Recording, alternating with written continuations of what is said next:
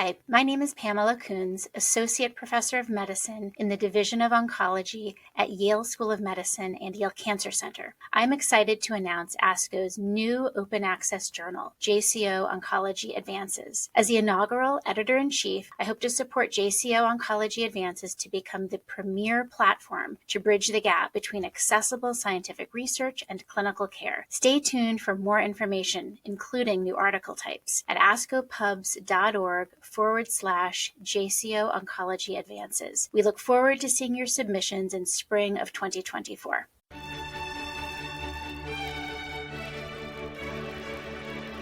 This JCO podcast provides observations and commentary on the JCO article, Multi-Institutional Study of Post-Transplant Cyclophosphamide as Single-Agent GVHD Prophylaxis after Allogeneic Bone Marrow Transplantation using Myeloablative Busulfan and Fludarabine Conditioning by Christopher G. Kanakri et al. My name is Koen van Bezien and I am Professor and Director of the Stem Cell Transplant Program at Weill Cornell Medical College and New York Presbyterian Hospital in New York City.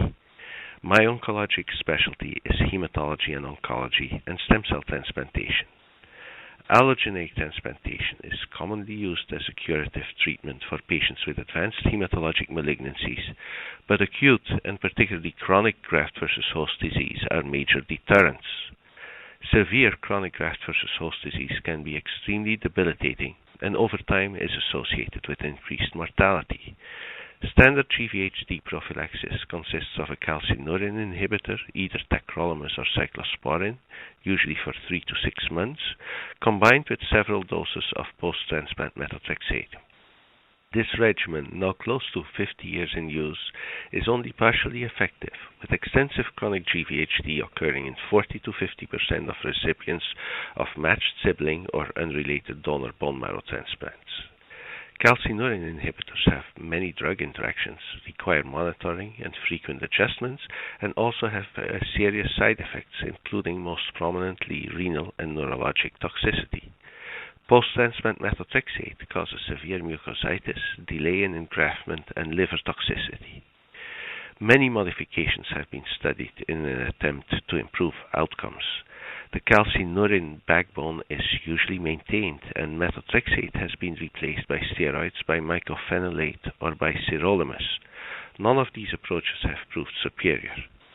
Similarly, the addition of steroids to methotrexate and cyclosporin, so-called triple prophylaxis, also did not have any additional benefit and was in fact detrimental in that it increased the incidence of infectious complications. The problem of chronic graft-versus-host disease has been rendered worse in recent years because of increasing use of peripheral blood stem cell grafts with faster neutrophil recovery but increased T cells contributing to chronic GVH. Now that we routinely transplant patients over the age of 60 who have poor tolerance to the sequelae of chronic GVH, this problem has been further exacerbated. Calcineurin inhibitors affect T cell receptor function and thus dampen protective T regulatory cell responses as well as detrimental alloreactive T cell responses. It has been argued that it's this inhibition of T regulatory T cells which is responsible for the high rate of chronic graft-versus-host disease with use of calcineurin inhibitors. In the article that accompanies this podcast, Kanakri et al. Report the results of a multi-center trial of a radically different approach. The administration of 2 doses of post-transplant cyclophosphamide at 50 mg per kilogram instead of chronic exposure to calcineurin inhibitors.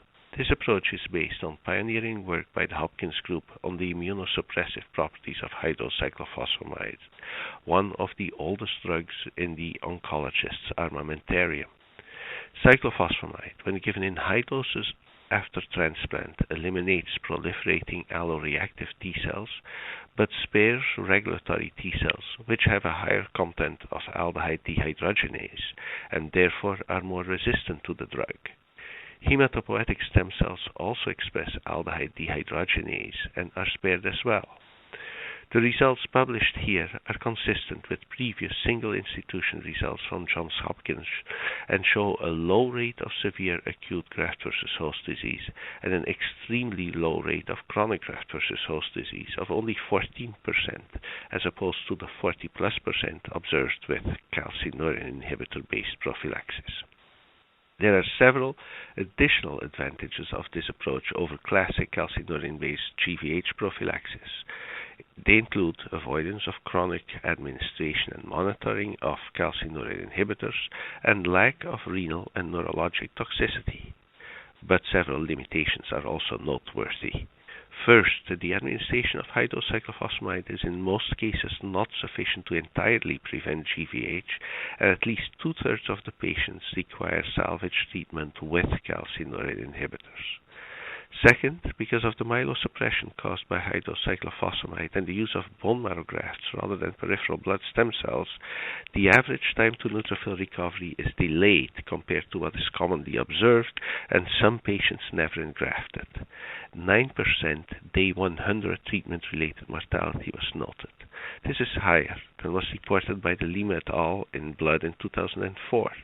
In that paper, using busulfan fludarabine conditioning, but with peripheral blood stem cell grafts and tacrolimus methotrexate GVH prophylaxis, de Lima observed only 3% treatment-related mortality at 1 year. Another approach, long under investigation, but receiving renewed interest, consists of the physical removal of T cells. After transplant with CD34 selected stem cells, leaving behind the T cells, no post-transplant immunosuppression is needed. Traditionally, there were concerns over increased rates of disease recurrence and of opportunistic infection, but a multi-center phase 2 study reported by Pasquini et al. In JCO in 2012 showed very encouraging results. The incidence of chronic GVH was only 19% among 44 recipients of HLA-identical sibling transplants. A larger study from Memorial Sloan Kettering, reported by Bayraktar in 2013 in Biology of Blood and Marrow Transplantation, includes both related and unrelated donors. They found only 13% chronic GVH. Lastly, many centers in Europe and some in the US utilize in vivo T-cell depletion with antibodies such as alemtuzumab, a monoclonal antibody that recognizes CD52, or polyclonal preparations such as thymoglobulin or ATG Fresenius.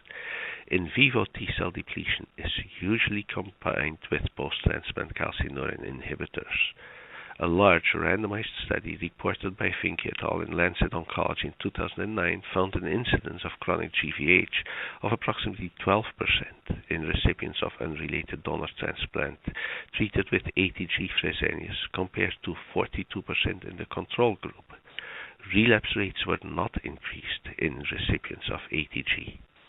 A consensus statement from the European Bone Marrow Transplant Group includes a recommendation to use ATG in all unrelated donor transplant. Rates of chronic GVH seem therefore more or less similar after in vitro or in vivo T-cell depletion compared to post-transplant cyclophosphamide as reported here. Graft recovery is clearly more robust after T-cell depletion, but rates of opportunistic infection, and particularly of EBV-driven post-transplant lymphoproliferative disorder, are higher after ATG use. Which of these approaches will ultimately be superior is the subject of a soon-to-be opened randomized trial from the Clinical Trials Network. A last point relates to donor choice. The study reported here pertains to patients with related and HLA-identical unrelated donors, but a large proportion of patients lack such donors. Many centers are now pursuing haplotransplant, mismatched umbilical cord blood transplant, or haplocord transplant for such patients. The target antigens and mechanisms of GVHD in those situations are different, and results of studies in HLA-identical transplant may not apply in the mismatched setting. This concludes this JCO podcast. Thank you for listening.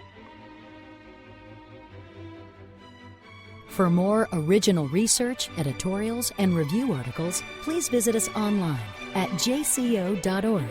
This production is copyrighted to the American Society of Clinical Oncology. Thank you for listening.